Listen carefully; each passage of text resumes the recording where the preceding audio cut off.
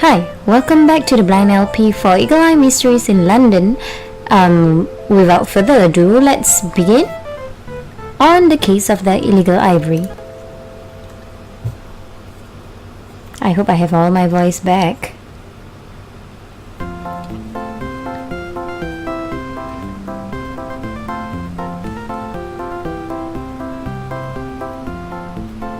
Hello you two, thought I'd pop by and let you in on my latest scoop.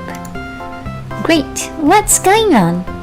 I forgot what Jennifer's voice sounds like. Scotland Yard is on the brink of cracking an ivory smuggling ring. Only sticky bit is, they're not sure which of their suspects should be charged. Okay? Maybe Starkaze and I can help out. Let's get over there, Starkaze. Hope that's her voice, I think. Alright, smuggling ring.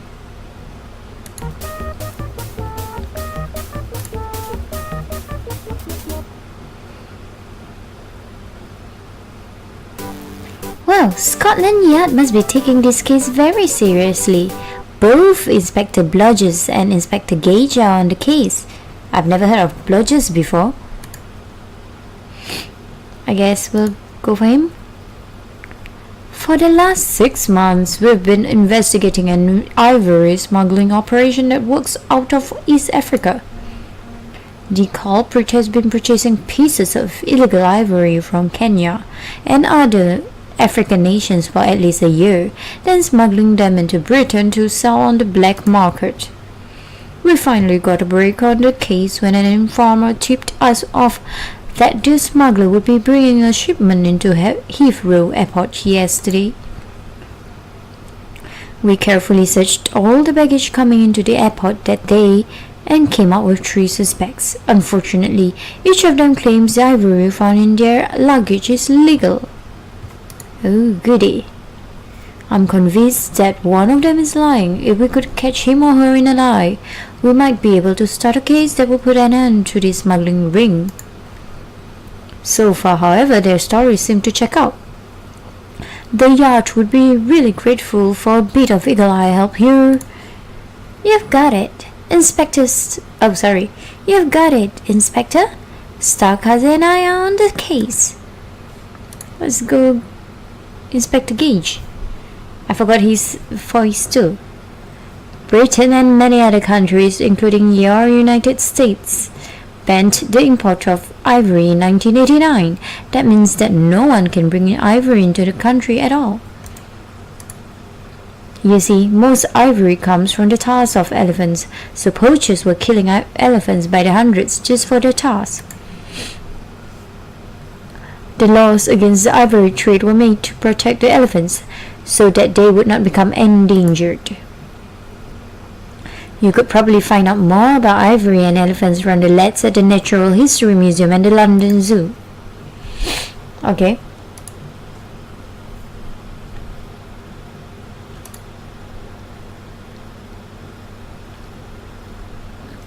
This is Mr. Marley. I'm shocked by this accusation. I'm no smuggler. The tusk is all I have left of my childhood pet, Buttercup. Buttercup was a lovely elephant, my constant companion when my parents and I lived in India. When Buttercup died, my father removed her tusks for my brother and I to keep so that we would always remember our treasured pet. I would never have brought the tusk back to Britain had I known it would have violated the law. But I assure you this tusk was legally obtained. These accusations of ivory smuggling are an outrage. Okay.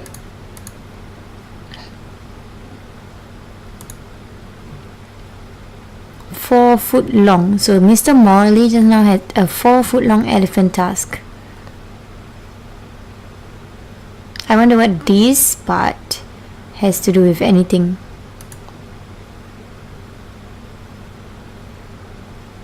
Okay, Miss Louis. Wow, ivory buttons, jewelry and statuettes. She was returning from Brazil. She has a small business. Okay.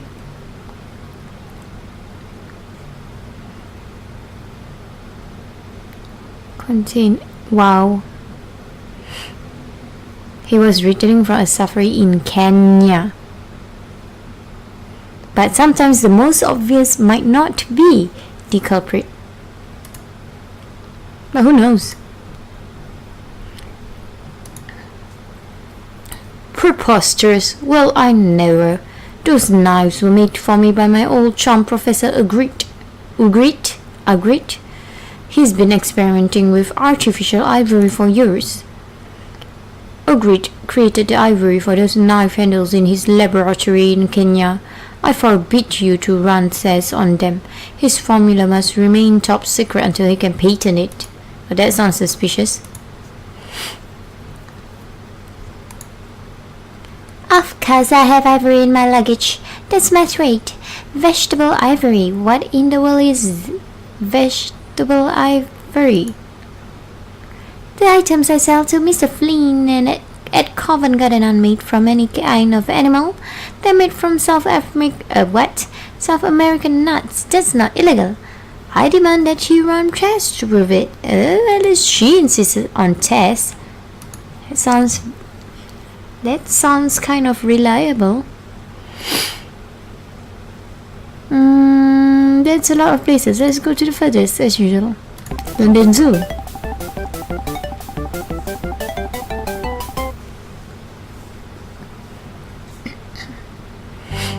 Hey, we're in luck. There's Mr. Potter with one of his elephants. Okay, Mr. Potter, what do you have to say that might give me some info? Yes, I'm afraid that I do know a little bit about ivory poaching. More than I'd like to, actually. We get some of our young African elephants because their parents have been killed by poachers. That's sad. That is so sad. And they would die unless people helped raise them. Terrible. Elephant poachers will slaughter dozens of elephants at a time just for the ivory in their tusks. It's a terrible problem in Africa where those elephants live. Was this little elephant's mother killed? Oh no, Mickey is an Indian elephant. His parents worked on a rubber tree farm in India. Elephants on a farm? I thought elephants were wild. They look pretty fierce in some of the nature films I've seen. African elephants are very aggressive. They cannot be domesticated or trained to work for humans. Those might be the ones you saw on film. But the Indian elephants are a different species. They can be domesticated. Indian elephants are quite gentle, really, and make excellent workers. In India, elephants are often trained to do heavy work like carrying logs and tearing down trees. They're like living bulldozers, and their mahouts, I guess, care for them very well. Mahouts? Yeah. Okay, I pronounced it correctly. Yes, mahout. That's what an elephant trainer is called. I see. A mahout teaches the elephant how to perform different useful tasks, feeds it, washes it, and takes care of all its needs. The mahout is the elephant's best mate. I see.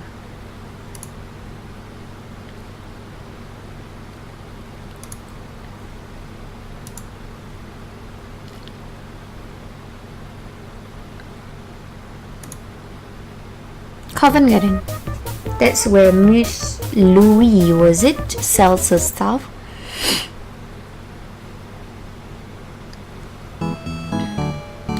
Miss Louise said she does business with Mr. Flynn in Covent Garden. If anyone knows about her stuff, it should be him. I've been doing business with Miss Louise for well over a year now, and she's never brought me any real ivory. If she had, I'd certainly be selling it for more than my current prices. Not that I approve of the trade, but a real ivory is certainly worth a great deal more than the clever vegetable ivory copies I sell. What exactly is vegetable ivory? Vegetable ivory comes from the nut of the togwa palm, a South American tree. Its texture and color is very similar to real ivory, but it is much cheaper. Thank goodness, everything I sell here at Great Pretender is fake. That's why it's also cheap. I sell costume jewelry with jewels made from paste and figurines that are nice little copies of very expensive porcelain pieces.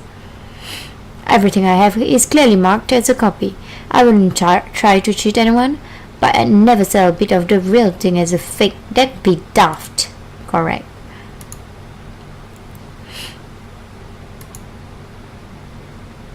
Genuine fake diamond. What in the world is genuine fake diamond?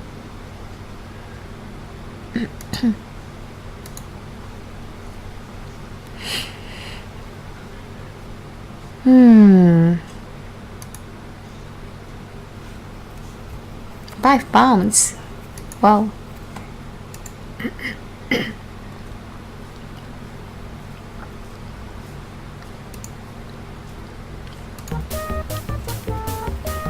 Baton Club is what again? Where? What can I find out? Oh, okay. Let's ask Mr. Amesbury if he knows anything about Colonel Sweeney, and his ivory-handled knives. Sweeney, an ivory smuggler? Good Lord, nothing could be further from the truth. Why, old Sweeney and I have been chums since our Eton days. The man's as honourable as the day is long. On top of which, the old fellow has a soft spot for the animals, don't you know? Wouldn't hurt a fly, much less an elephant. A soft spot for animals? But the fellow on him at Scotland Yard said he was on safari. Naturally, a photo safari. Sweeney blunders off to Africa for 2 weeks each year, snapping pics of rhinos, giraffes, lions, and the like.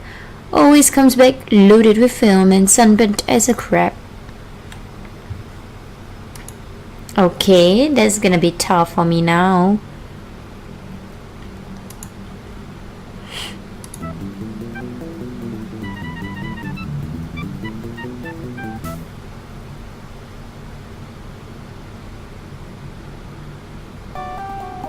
There's the elephant display. I bet we can learn something about Ivory there. Oh yes, elephants are motherless.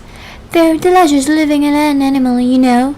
An adult male elephant can get to be about 12 feet tall and weigh over 4 tons.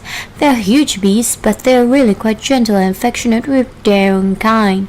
In India and some other Asian countries, elephants have been domesticated or tamed and make tremendously strong helpmates in the fields. Recently, the governments of some of these countries passed strict laws to make sure the people who work with elephants treat them well. Before those laws were passed, some owners mistreated the animals and even injured them. That isn't the greatest danger elephants face, however. These days, elephants have to be protected by law in some parts of Africa. Yeah, I know that, because people hunt them for their ivory tusks. It's a shame, really, that elephants are hunted at all. Ivory is lovely, but nowadays some artificial ivories are so perfectly made that one can hardly tell the difference. Scientists are ever so ingenious these days. They've made excellent false ivory out of everything from plastics to an egg and milk mixture, really.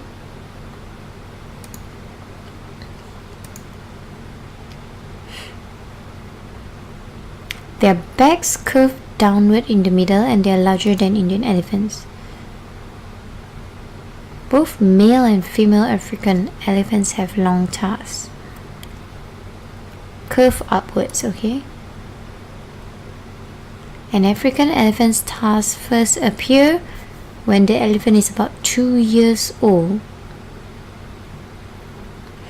and continue to grow throughout its life. Wow! At age 60, a male African elephant's tusks may weigh about 60 kilograms each. 60 kilograms? How much is that? Grab your Eagle Eye handbook and let's find out. Oh no. I know what's 60 kilograms, but I have no idea about pounds. Actually, I think pounds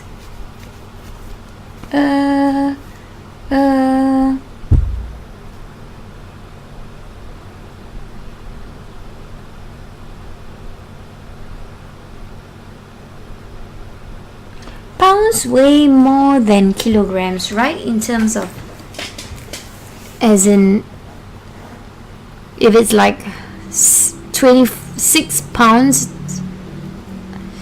then in kilograms it would be lesser. So if it's, I don't know. Give me a moment. I will check and then I will come back to you. Okay, I'm back. So I was right. If it's whatever pounds, the kilograms will be lesser. So in this case, since it's 60 kilograms, the answer is 132 pounds. That's right.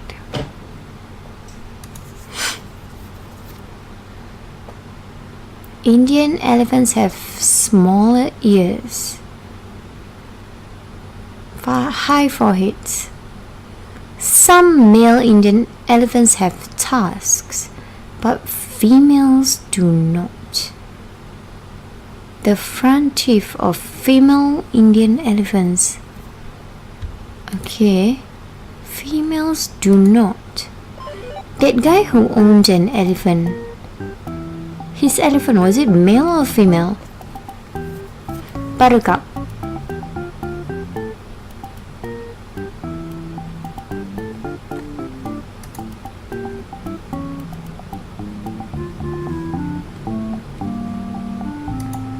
It might be Mr. Morley, but is Buttercup supposed to be a female name or a male name? We'll find out. Maybe. There he is. Okay. Let's see whether he says female or male. I think the result will depend on what's his answer.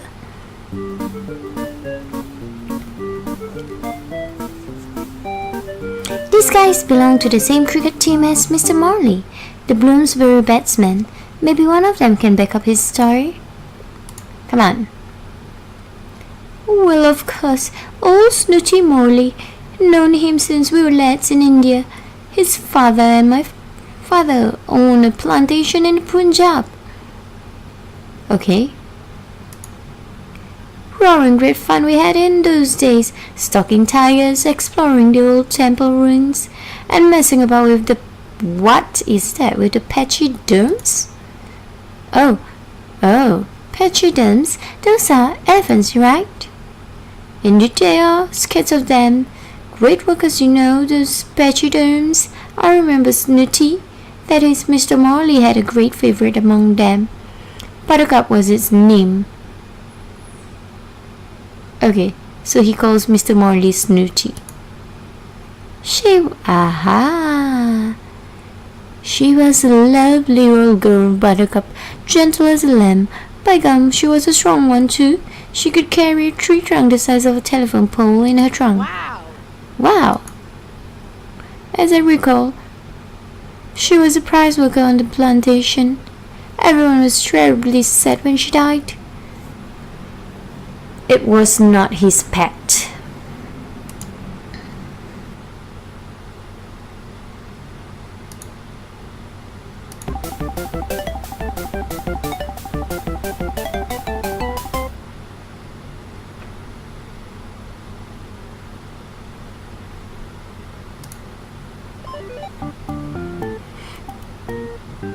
Alright, we're going to solve it. It is Mr. Morley, isn't it? We are going to find the one that says that the female Indian elephant does not have tusks. That's right. And then we are going to find that. And then we are going to find... Is there anything else about Buttercup?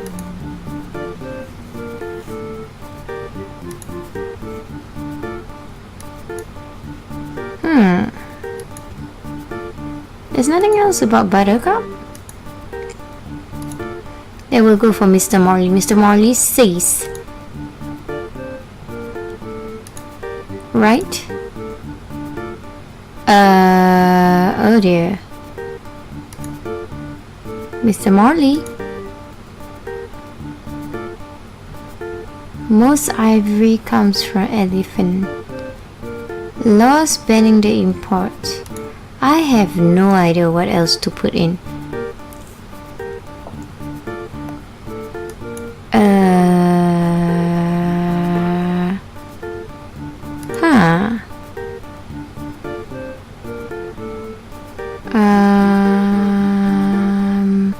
I might get this wrong. I have no idea. Oh, seriously? Mr. Morley. You got it. You got it. Mr. Morley was lying about where he got that elephant tusk. Yeah, okay. Mr. Morley told the police that the tusk they found in his luggage was from his pet elephant, Buttercup. But he doesn't have a pet elephant. Mr. Morley did have an elephant named Buttercup. Oh, was that really his pet elephant? But Buttercup was an Indian elephant, a female Indian elephant. But we learned that female Indian elephants don't have tusks. The tusk in Mr. Morley's luggage was 4 feet long. It couldn't be from his pet elephant Buttercup. He was lying. Yes, he was. What a pity. I thought at first he wouldn't be the one lying.